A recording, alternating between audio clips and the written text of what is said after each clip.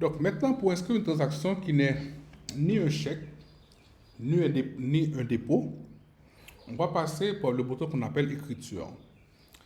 Vous vous rappelez tantôt, dans les deux transactions que j'ai mentionné, chèque, mon compte chèque, mon compte en caisse est crédité. Là, c'est un chèque que l'entreprise émet. Mon compte, en fait, ma transaction qui est un dépôt, là, c'est mon compte en caisse qui sera débité automatiquement. Mais quand c'est une transaction qui n'est ni un chèque, ni un dépôt, on doit passer, comme je disais tantôt, par le bouton écriture. Donc pour ça, il faut s'assurer bien qu'on est dans l'onglet comptabilité, inscription. Et là, s'assurer qu'en haut, dans ma ligne de menu ici, là, que ce soit inscrit, en fait, écriture. Pour ça, vous avez le troisième bouton qui se trouve ici, là, qui est écriture. Donc, cliquez dessus, vous allez voir ici, c'est écriture. En fait, ici, cette option-là permet de comptabiliser tout ce qui est des frais bancaires, des intérêts qui sont perçus sur un placement, des prélèvements, par exemple des retraits du propriétaire, etc. Donc, comment on fait ça? Ben, ici, vous avez un exercice à la page 21 de votre guide. Qu'est-ce qu'on vous dit ici? Ben, on a fait un emprunt bancaire pour un montant de 20 000 dollars. Donc, vous voyez ici, un emprunt bancaire, c'est que nous, on a reçu 20 000 dollars. Okay? Notre compte de banque ici va être débité pour 20 000 dollars. Et on doit de l'argent à la banque. Donc, qui fait en sorte ici, donc, on va inscrire d'abord la date de la transaction qui était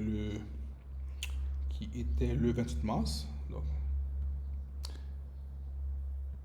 Donc, vous voyez que mon numéro d'écriture ici, c'est 1, parce que c'est la première écriture que je vais passer dans le système. Dans ma description, je vais inscrire ici, c'est un avis de crédit, tel qu'il est inscrit dans le document. Avis de crédit 103, qui est tiré emprunt bancaire, disons. Et le compte qui doit être débité ici, c'est le compte en caisse. Donc, je vais choisir ici mon compte en caisse, mon compte 1010, pour un montant de 20 000 dollars qu'on a reçu. Et mon compte qui doit être crédité, je vais choisir mon compte, qui est le compte ici, c'est un compte de passif, qui est le compte emprunt bancaire. Je l'ai ici, le compte 2010. Et j'inscris également 20 000 dollars. Donc, vous voyez ici, c'est à vous de sélectionner les comptes qui vont être débités et crédités.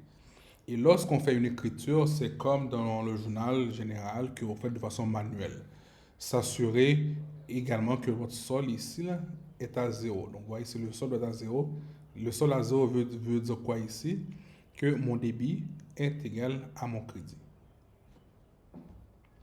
Donc, une fois que c'est fait, ben, tout ce qu'on a à faire, c'est de cliquer sur enregistrer. Et mon écriture est enregistrée. Donc, je ferme mon écran. Si je veux voir ma transaction, encore une fois, le bouton transaction ici. Donc, vous voyez que mon écriture est bien là, avis de crédit.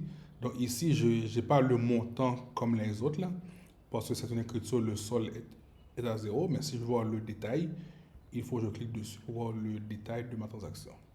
Et pour retourner à mon écran précédent, toujours les deux petites flèches rouges pour retourner.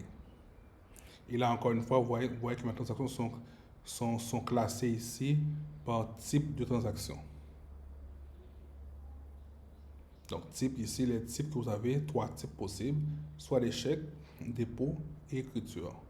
Également, c'est classé par numéro de transaction ici. Donc, dans mes chèques, c'est classé en ordre numérique. Mes dépôts en ordre numérique. Mais mes écritures aussi, c'est classé en ordre numérique.